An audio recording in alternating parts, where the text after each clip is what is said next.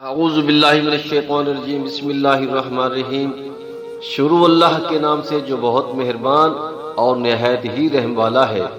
الحمدللہ رب العالمین والعاقبۃ للمتقین، والصلاۃ والسلام علی رسولہ محمد وآلہ واصحابہ واہل بیتہ وازواجہ وذریتہ اجمعین برحمتک یا ارحم الراحمین۔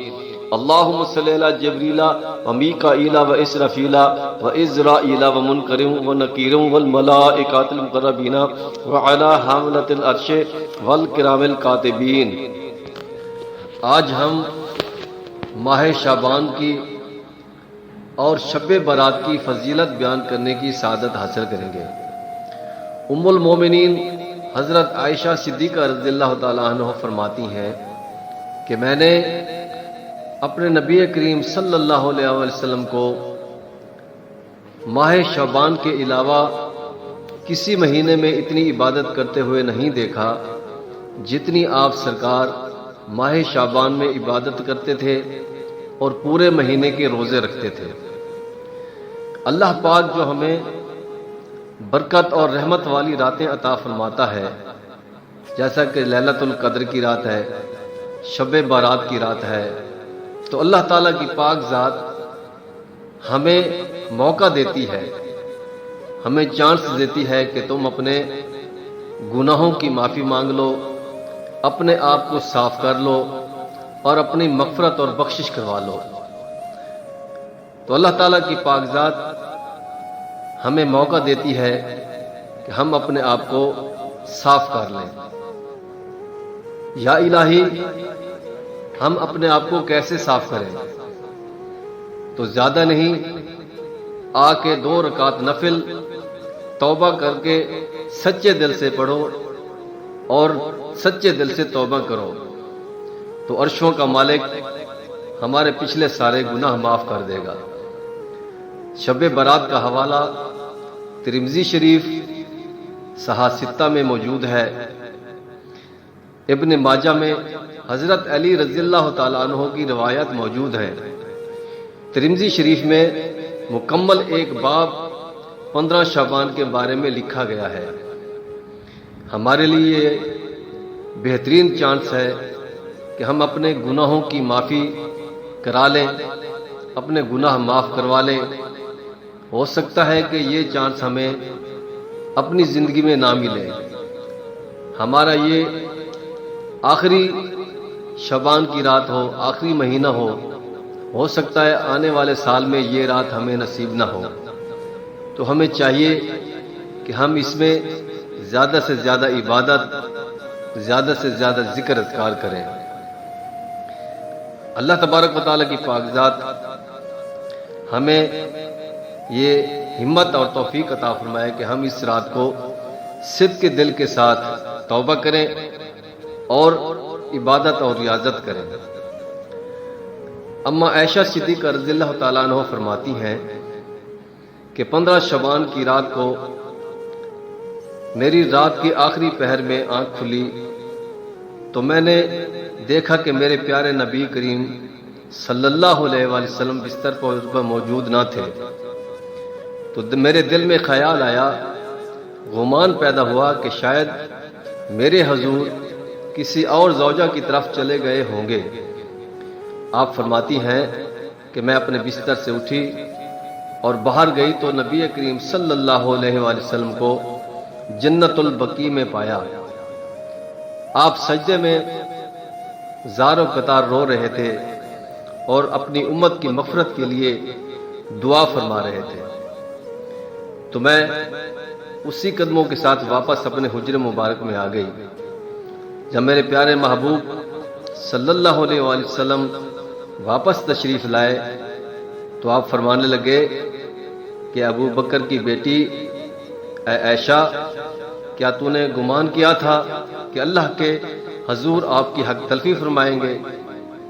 تو عرض کی یا رسول اللہ، آپ کہیں اور جانا چاہیں، میں کون ہوتی ہوں آپ پر پابندی لگانے والی یا آپ کو روکنے والی؟ یہ بات میرے حضور صلی اللہ علیہ وسلم نے وہیں کھڑے کھڑے ہو کر بیان فرمایا یہ ترمذی کے لفظ ہیں۔ آپ نے فرمایا کہ یہ شعبان کی 15ویں رات ہے۔ حضرت جبرائیل علیہ السلام تشریف لائے، انہوں نے مجھے خبر دی کہ یہ وہ رات ہے، یہ وہ عظمت والی رات ہے، رحمتوں والی رات ہے کہ مدینہ شریف میں ایک قبیلہ ہے جس کا نام ہے بنو کلب، تو اس کی جتنی بکریاں ہیں، ان کی بکریوں کے جتنے بال ہیں، تو اللہ تبارک و تعالیٰ کی پاک ذات اس رات میں ان بالوں کے برابر میری امت کی بخشش فرما دیتے ہیں۔ یہ بات اما عائشہ صدیقہ رضی اللہ تعالیٰ نے رات کو تنہائی میں سنی اور صبح کو تمام امت کو بتائی۔ ابن ماجہ میں حضرت علی رضی اللہ تعالیٰ عنہ فرماتے ہیں کہ شعبان کی 15ویں رات کو عبادت کرو اور دن کو روزہ رکھو۔ کچھ ضعیف عقل کے لوگ اس حدیث مبارکہ کو ضعیف کہتے ہیں، حالانکہ ان کے عقل ضعیف ہے۔ ہم نے اپنے بزرگوں سے اس رات کی اہمیت کا بہت ذکر سنا ہے۔ بے شک اللہ تبارک و تعالیٰ کی پاک ذات ہر رات اپنی شان کے مطابق اس زمین پر، اس پہلے آسمان پر تشریف فرماتے ہیں، اور اللہ تبارک و تعالیٰ کی پاک ذات کی رحمت صدائیں دیتی ہے کہ ہے کوئی جو مجھ سے مغفرت مانگے اور میں اس کو بخش دوں، کوئی ہے کوئی تنگ دست جو وسعت رزق مانگے اور میں اس کے رزق میں وسعت پیدا کر دوں، کوئی ہے بے اولاد جو اولاد کی دعا کرے اور میں اس کو اولاد عطا کروں۔ تو دوستو، یہ چھوٹا سا پیکج ہے جو ہر رات کے آخری حصے میں ہوتا ہے، مگر شعبان کی 15ویں رات آپ سرکار فرماتے ہیں کہ اللہ تبارک و تعالیٰ کی پاک ذات اپنی شان کے مطابق